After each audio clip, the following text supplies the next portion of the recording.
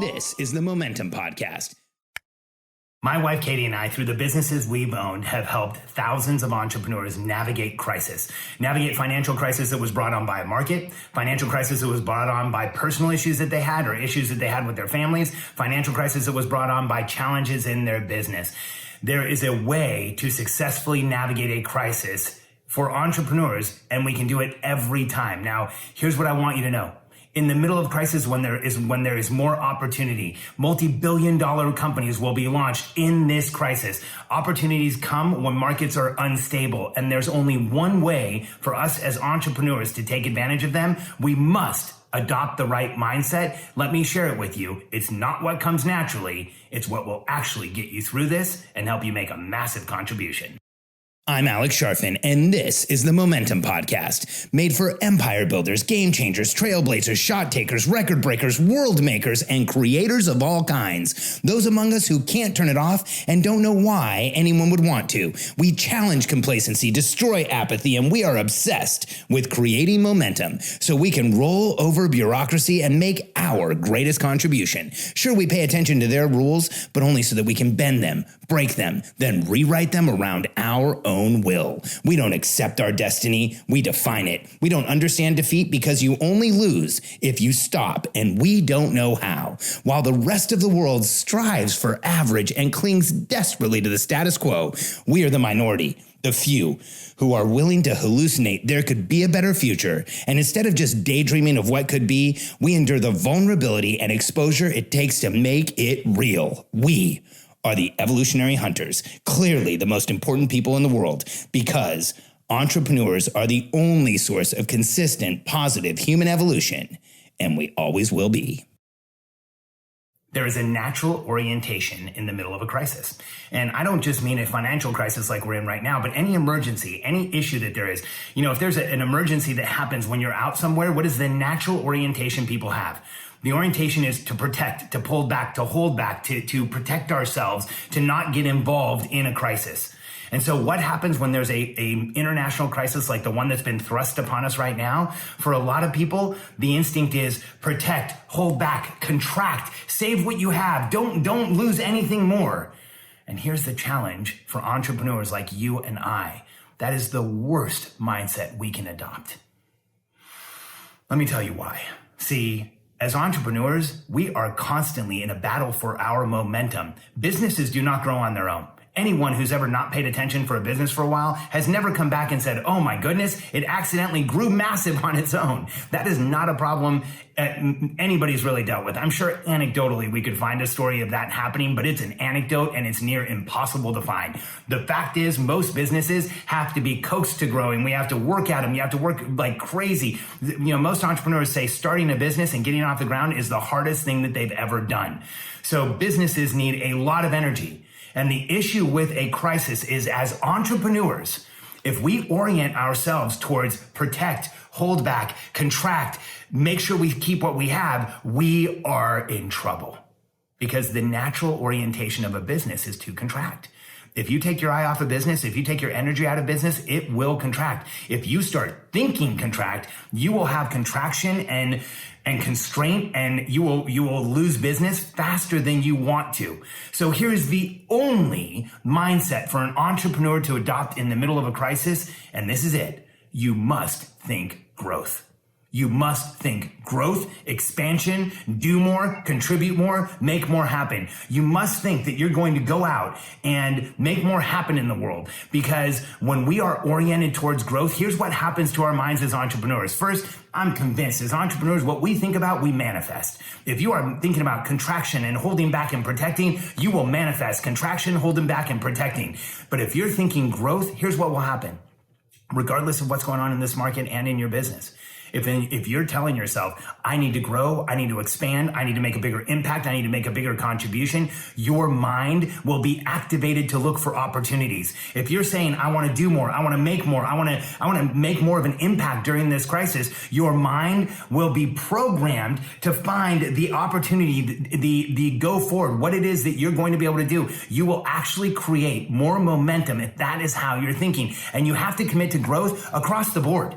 Now, it might be hard in a crisis to think about this, but let's look at the 3 areas where you should be committing to growth. The first one is growth with yourself, personal growth. The second one is in your family and relationships. And the third one is in your business. So first, with yourself, this is a perfect opportunity for personal growth. If there's ever been a better opportunity for personal growth in the middle of a crisis, I haven't seen it. We're isolated. We have social distancing. This is a time to learn, to read, to expand your knowledge, to understand more, to improve the relationship that you have with yourself, to meditate, to get quiet, to get still, to offload the pressure and noise that you're feeling from this crisis. By committing to growth personally, by committing to becoming better throughout this crisis, you will come out ahead, because we already know what's happening with the rest of the world. When there's crisis, look at what's happening. I mean, we've had to impose restrictions in bars because in the middle of a crisis, people are out partying and drinking till all hours of the night. That is not personal growth.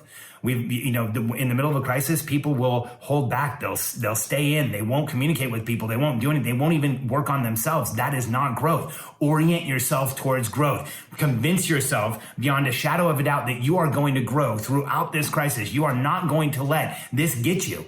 The second place that you should commit to growth is in your family, with your relationships. We are spending a lot more time with our families now. As an introverted entrepreneur who homeschools his 2 kids, I don't feel like our lives have changed that much, but our kids are going to be around more often. They don't have the same activities. They don't have the same distractions that they've had. So commit to growth with your family, with your relationships. I've been taking bike rides with my kids, spending time with my wife, talking to my family, talking to them and making sure that we're all processing what's going on here. If you commit to growth in the middle of a crisis, you will find ways to grow. And now let's talk about your business. This is where it's most important. And I've been there. I just want you to know I'm not just talking here. I've been there where there's massive crisis and incredible pressure and noise. I don't like to talk about it that often, but in the early 2000s, when Cadey and I met, we started some real estate businesses in South Florida. We had several. We had massive cash flow, well over 6 figures a month. We were multimillionaires working our way towards a very, very comfortable retirement in our 30s. We felt like we were halfway to retirement and we were going to retire a very lavish lifestyle. In 2007, this thing called the foreclosure crisis hit, and we were completely wiped out. We were in ground zero in Florida, Dade, Broward, and Palm Beach counties. We lost everything. It was devastating. I remember the day that I heard the attorney say, this is going to be one of the most interesting bankruptcies we've ever processed. And then he went on to explain why our bankruptcy was going to be interesting. It was interesting because we hadn't missed payments. We came in before we were behind on anything. We came in because we knew our numbers and we understood what was going on. And when I heard him tell us we were going to be bankrupt, I remember just being devastated. My whole life, I wanted to be a successful entrepreneur. And here I was in an attorney's office having him tell me without a shadow of a doubt that I was going to go out and publicly, legally, in the most dramatic way possible, declare I was an absolute failure. It was devastating. And I'd love to say that I snapped into a growth mindset right away, but I didn't. There was about a week where Cadey and I went back to our house. We didn't really talk to each other. I think we were both processing, trying to understand this new reality that had hit us. We didn't really know what to do next. And then I talked to a friend of mine, Alan Waxman, and I remember what I said to him. I said, Alan, Cadey and I, we looked at our finances. We looked at everything we had to pay. We looked at how much debt we had. Then we looked at the fact that all of our income had stopped coming in, and we realized we had no choices, so we're going bankrupt.